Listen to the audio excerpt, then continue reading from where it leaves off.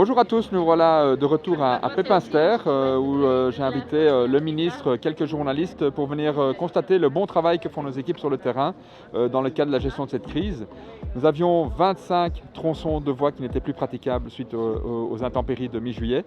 Désormais, il n'en reste plus que 3 et bientôt un peu plus de 1,5 qui ne seront plus praticables. Et ça, c'est grâce à nos équipes que je souhaite d'ores et déjà remercier chaleureusement.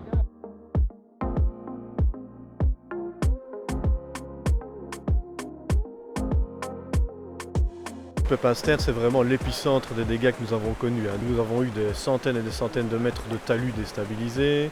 Nous avons eu quand même pas mal de ce qu'on appelle nous des affouillements sous les piles en rivière, c'est-à-dire des trous creusés sous les fondations de nos ponts par le courant de l'eau. Donc ça nous réparons au fur et à mesure. Ça consiste souvent à boucher des trous sous des piles. Nous avons eu quelques ponts très fortement fissurés à restabiliser et nous avons eu des ponts démolis, vraiment entièrement démolis.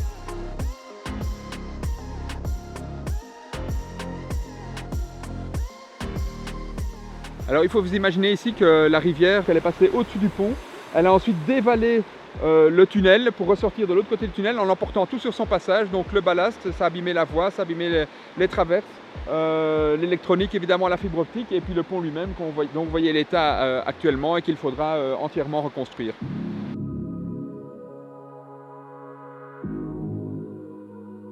Je suis ici avec Mélanie qui est responsable des ouvrages d'art dont beaucoup ont été fortement endommagés ici dans la région. Alors Mélanie, qu'est-ce qui s'est passé ici et qu'est-ce qu'on doit faire exactement? Donc ici en fait l'eau a emporté la culée et la pile centrale, donc le pont est tombé. On a dû démonter tout le pont et maintenant on a recommencé à construire et donc ici on essaye de faire des plateformes en béton dans l'eau pour pouvoir recommencer à construire culée et pile.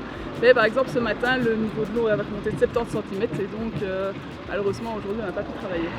Et donc ça reste un grand défi ici? Ah, ça reste un grand défi parce que reconstruire un pont en 2 mois c'est du jamais vu je pense.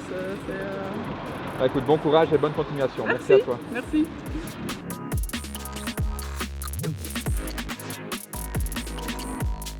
Alors ça s'est très bien passé, il y a eu vraiment un esprit d'équipe terrible depuis le début. On se met autour de la table et on trouve toujours des solutions.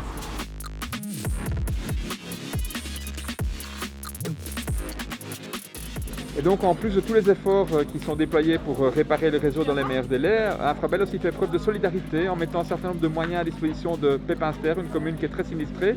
Eric, avec ses équipes, sont à l'origine de cette initiative. Alors Eric, qu'est-ce que vous avez fait exactement ici? Dès les premières minutes de la catastrophe, tous mes collègues d'ICT se disaient tiens, comment on peut faire pour aller aider nos autres collègues mais aussi la population. On a eu beaucoup de gens qui ont réfléchi, qui ont dit mais si on va les aider après, quand ce sera le moment, après les débris, après l'évacuation des débris, d'introduire les dossiers d'assurance et ainsi de suite. Il faut donner, si on peut, cet accès à l'internet qui est nécessaire maintenant. Et donc on a un peu regardé tout ce qu'on avait, on pouvait utiliser notre capacité télécom, notre capacité énergétique, et puis on a contacté le service de communication qui a été très actif aussi dans cette action. Tout le monde a contribué, ça a été rapidement mis en place. Na een terreinbezoek, ik kan alleen maar fier zijn, zeer fier van onze personeel, van onze ploeg op het terrein die volop bezig zijn om de situatie te kunnen recupereren. En ik heb ook een boodschap voor alle spoormannen en spoorvrouwen. Ik ben zeer fier van jullie, van de Franstalig, maar ook de Nederlandstalig. Er is hier een ploeg van Antwerpen die bezig is voor zijn richting, een andere ploeg die gaat komen van Gent voor het spoor. En dus het is een nationale solidariteit en ik ben zeer fier van onze solidariteit. Hartelijk dank.